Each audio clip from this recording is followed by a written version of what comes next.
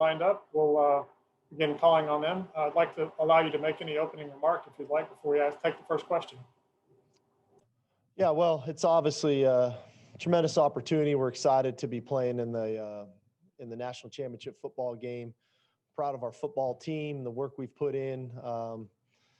Clearly super excited for Smitty winning the Heisman last night. And a lot of the awards that have already come out, the offensive line winning the Joe Moore Award. And so, I think all of those things are a really cool byproduct of the type of team that we have. And those individual successes come and awards come because we're on a good football team. And so, clearly I'm proud of the guys. I'm proud of the work they've put in. I would say, I know the questions will come. Clearly I'm excited about the opportunity at Texas. It's a tremendous one for me. Looking forward to get started there. But like the commitment I made to Coach Saban 2 years ago is the same commitment I've made to these players. And that's focusing on this game, giving this game the attention that it deserves so our players have an opportunity to go out and play to the best of their abilities. And that's what we've always preached here, is to put our players in the best position to be successful on the field and off the field. And this week has been no different. But definitely, I definitely want this thing in this conference to go keeping the focus on that game, because I think this game is what this is about. And I'd prefer to keep it that way. Thank you very much. We'll take our first question from Patrick Murphy. Pat? Hi, Steve. Thanks for doing this. I'm curious, when you look at Ohio State's secondary specifically, they've given up some big plays this year, but they've also made some plays. Sean Wade, a few interceptions, Seven Banks. What stands out to you that they do well, and maybe what stands out to you that you can look to exploit, if you can go into it a little bit without giving too much away? Well, clearly they're all very talented players. I think the two corners have great length. They play the ball extremely well when it's in the air. Thus, you see the turnovers. They can play man-to-man. They can play zone coverage. I think one of the keys to passing the football is doing a great job up front. We're gonna have to protect well when it's time to throw the football, so we can allow Mac the time and the receivers time to do their thing down the field. And then we're going to have to win one-on-one opportunities when they come. And I think, when it's a talented group back there, that's the challenge, is to win your one-on-one battles. So that's what the focus will be on. Next is Dennis Dodd. Dennis? Hey, Sark. How exactly are you dividing your time? Are you doing all your game prep, then doing, Texas recruiting or whatever? How is that working out? Quite honestly, my week for me would be a normal game week, as if I hadn't taken the Texas job. So my focus is on the game. I'm prepping for the ball game.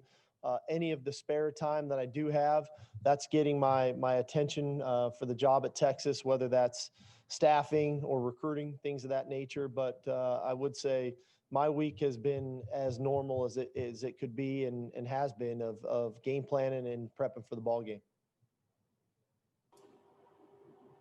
Next, we'll have Matt Baker. Matt? Hey, Steve, it's no secret that you guys at Bama and Ohio State have recruited at an elite level. What does it take for a program to recruit at the level you guys have done over the last few years?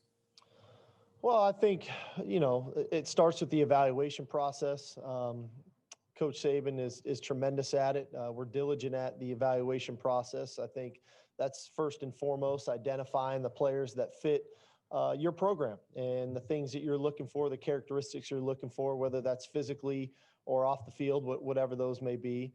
I think too is developing those relationships. I think relationships are key in recruiting, and developing those relationships that are needed so you really can get to know people. They can get to know you. You can start to make that connection. And then thirdly, I think, one of the misnomers is that Alabama and Ohio State are the only ones that sign 4- and 5-star players. Clearly we do. But I also think there's a piece of development that sometimes gets lost. Yes, we recruit good players coming out of high school, but then there's a developmental piece that's needed to develop that player throughout his time and throughout his career in college. And so I think clearly both programs do that extremely well.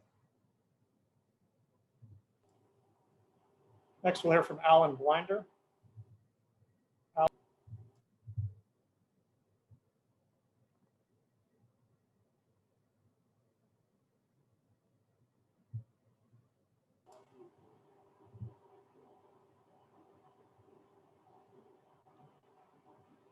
We're having some trouble there, so let's go to Jeff Spiegel. Jeff?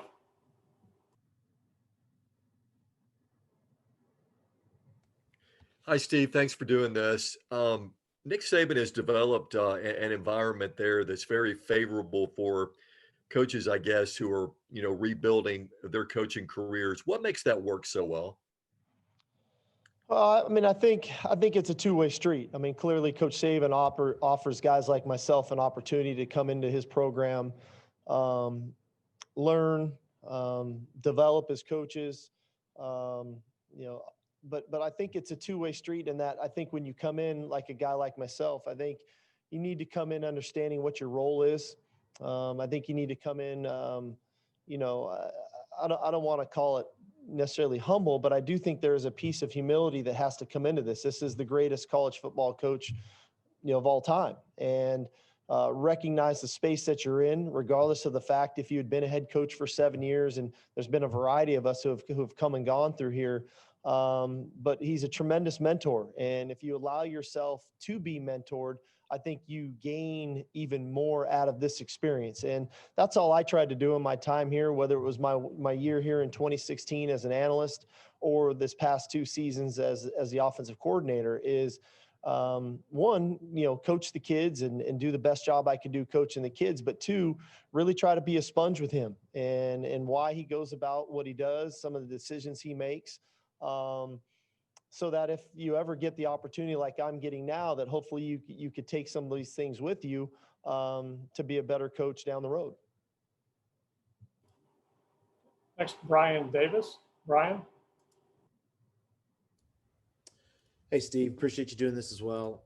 When you're looking at building an offensive game plan and you've got the Heisman Trophy winner out there, you've got an incredible running back, you've got all these tools, how do you go about determining distribution of the ball and how everybody's going to stay happy when everybody wants it?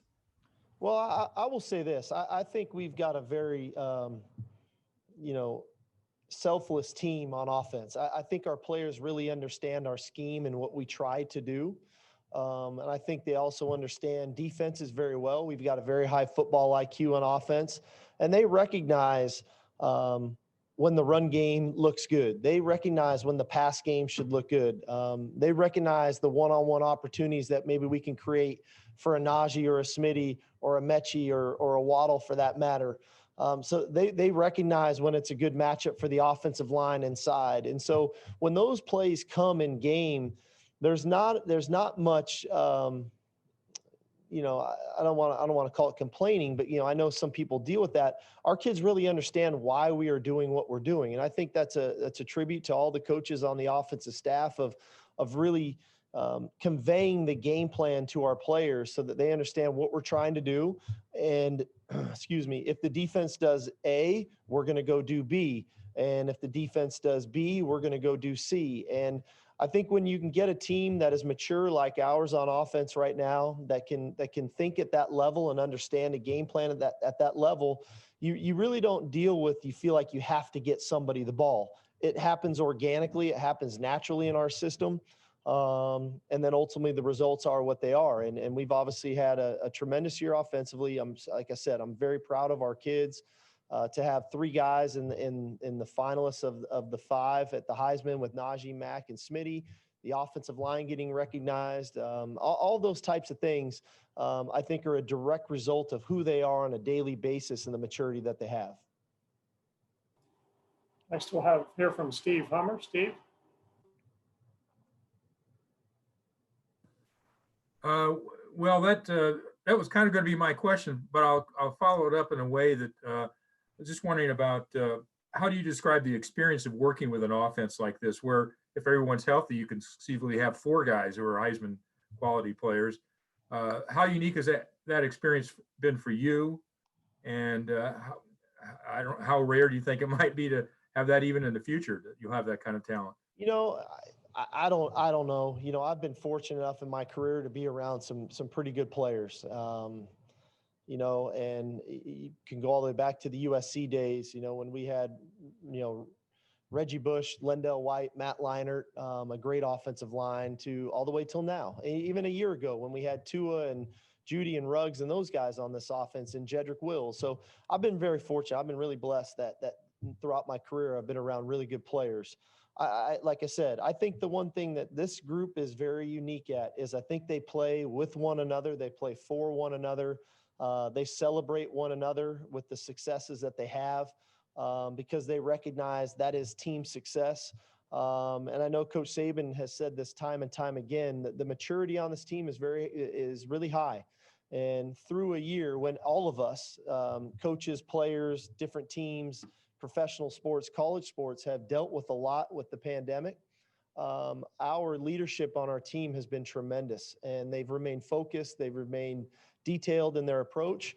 And the result is, we've played at a high level this year, and that's what it's going to take Monday night. We're going to have to play at a high level against a very good football team. Next, we'll hear from John Zenor. John? Yeah, Sark, you mentioned Waddle a minute ago. How much has he practiced and how's he looked? Well, he was back out of practice yesterday. We'll see where it goes from here. Clearly, we've got about a week or so to the game. So probably a better question for Coach Saban, but yes, he was back at practice yesterday. Next is Lane Higgins. Lane? Hey, Coach. It seems like in the last decade or so, there's been a bit of a shift away from more localized recruiting concentrated in the Southeast, especially for Alabama, to luring players from California, Texas, East Coast, even Hawaii with Tua. And, on the topic of recruiting, is it possible to build a program that can contend for national titles in this day and age if you're not recruiting from every possible state? Again, these are, I guess, opinion-based answers. I think we do a tremendous job here at Alabama of identifying, local talent and talent in the Southeast. I also think we've got a national brand at Alabama that has the outreach to go national and to go to Hawaii or to go to the Northeast and do those things. So, I think that varies by what is your region, where are you, and what is around you, and what is the population of quality football players that's near you. So I think every school probably takes a little bit of a different approach based on, in the surrounding areas, the talent pool that is near you. So again, I think everybody's different. But at the end of the day, when you can recruit good football players, you can recruit good people, and then you have the staff that can develop them, you give yourselves a chance to be in the position that we're in. Our final question for Coach will be from Michael Casagrande. Michael? Yeah, just wondering, when was the first contact with Texas, and what did you learn from that experience in 2016-17 in that transition with Lane and you in the offensive coordinator job, and how did that help you with this experience you're going to go through? Well, I think, the experience was a unique one. If you recall, I ended up having to call the national championship game against Clemson, and it was a tremendous experience. It was a unique one. I think Lane is a tremendous offensive coordinator. I thought we worked well together in 2016. We still definitely stay connected. He had a really good offensive year at Ole Miss this past season. So, the guy's really good. We worked well together. I obviously took some things away from that have, I think, helped my career and will continue to. And at the end of the day, I'm excited about the opportunity to go to Texas, but, my focus is on this ball game. Thank you very much, Coach. Appreciate your time today. All righty. Thank you, guys. Have a good one. Yep.